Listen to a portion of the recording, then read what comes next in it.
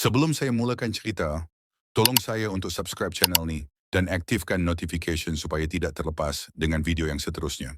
Perang Saudara Pahang merupakan salah satu konflik dalaman Melayu paling besar pada abad ke-19, berlaku antara tahun 1857 hingga 1863. Perang ini bukan tercetus akibat penjajahan langsung kuasa barat, sebaliknya berpunca daripada pertikaian penggantian kuasa dalam kalangan keluarga diraja Pahang sendiri.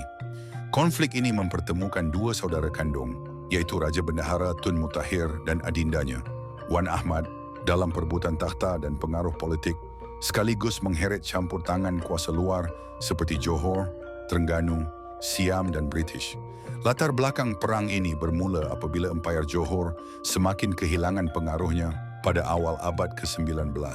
Dalam keadaan tersebut, bendahara ke-22 Empayar itu, Tun Ali, telah mengisytiharkan autonomi Pahang dan mengambil alih pemerintahan negeri itu secara berdaulat, sama seperti yang dilakukan oleh Temenggong di Johor. Di bawah pemerintahan Tun Ali, Pahang menikmati tempoh keamanan dan kemakmuran yang stabil sehingga kemangkatannya pada tahun 1857. Selepas kemangkatan Tun Ali, putera sulung baginda, Tun Mutahir, berjaya mengambil alih jawatan bendahara dan memerintah Pahang.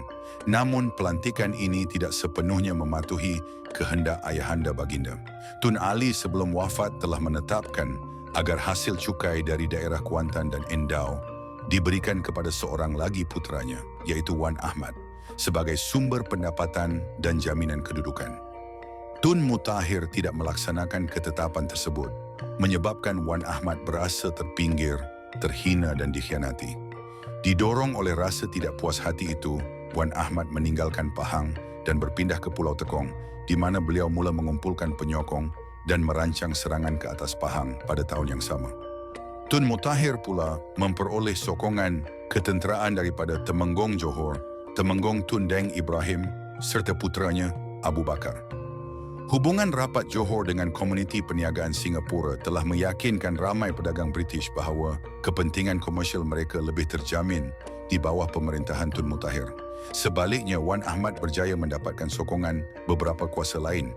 Antaranya ialah Sultan Ali yang melihat konflik ini sebagai peluang membalas dendam terhadap Johor Temenggong. Kerajaan Siam Ratanakosin pula memihak kepada Wan Ahmad kerana menganggap perang tersebut sebagai peluang untuk mengukuhkan kawalan ke atas negeri-negeri Melayu Pantai Timur serta meluaskan pengaruh Siam ke selatan.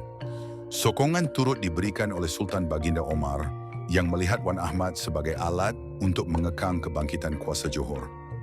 Daerah Kemaman di Terengganu menjadi pangkalan utama bagi kebanyakan kempen ketenteraan Wan Ahmad sepanjang peperangan. Permusuhan bermula secara terbuka pada November 1857 apabila pasukan Wan Ahmad melancarkan serangan ke atas daerah Pekan dan Gancong. Walaupun serangan ini mencetuskan ketegangan besar, ia gagal menghasilkan kemenangan kekal. Konflik berlarutan sehingga kempen kedua dilancarkan pada Mac 1861. Dalam kempen ini, pasukan Wan Ahmad berjaya mengukuhkan kedudukan mereka di Endau selepas menawan Kuala Pahang dan Kuantan. Mereka juga mara jauh ke pedalaman Pahang dan menduduki beberapa daerah di hulu Sungai Pahang. Namun menjelang November tahun yang sama, kemarahan mereka sekali lagi berjaya disekat oleh pasukan bendahara.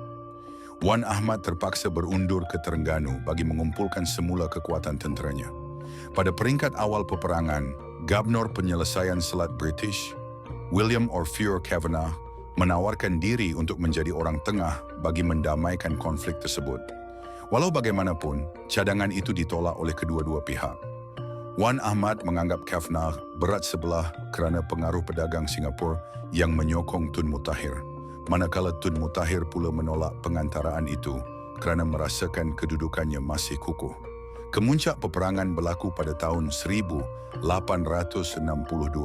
apabila Wan Ahmad melancarkan serangan besar-besaran dari Terengganu, menyeberangi sempadan dari Kemaman ke Ulu Tembeling.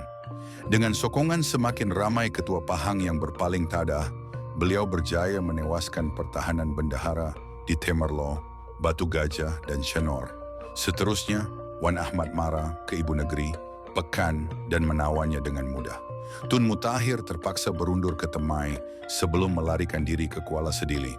Pada Mei 1863, Tun Mutakhir meninggal dunia di sana bersama putranya, Wan Koris, sekaligus menamatkan Perang Saudara yang berlarutan selama 6 tahun. Perang Saudara Pahang telah memusnahkan kemakmuran yang pernah dinikmati negeri itu semasa zaman pemerintahan Tun Ali. Menurut catatan Hugh Clifford, sebelum perang, Pahang mempunyai populasi yang lebih ramai berbanding zaman kemudian, namun konflik berterusan telah memaksa ribuan orang Melayu Pahang meninggalkan tanah air mereka. Lembah Sungai Lebir di Kelantan serta kawasan hulu sungai berhampiran sempadan Perak dan Selangor menjadi penempatan baharu bagi keturunan pelarian tersebut. Selain itu, Pahang turut mengalami kehilangan wilayah kekal, termasuk kawasan selatan Sungai Endau serta pulau-pulau di pesisir Endau seperti Au dan Tinggi yang diserahkan kepada Johor sebagai balasan bantuan ketenteraan. Perang ini menjadi bukti jelas bahawa perpecahan dalaman Melayu telah membawa kesan jangka panjang yang mendalam terhadap kestabilan politik dan wilayah negeri Pahang.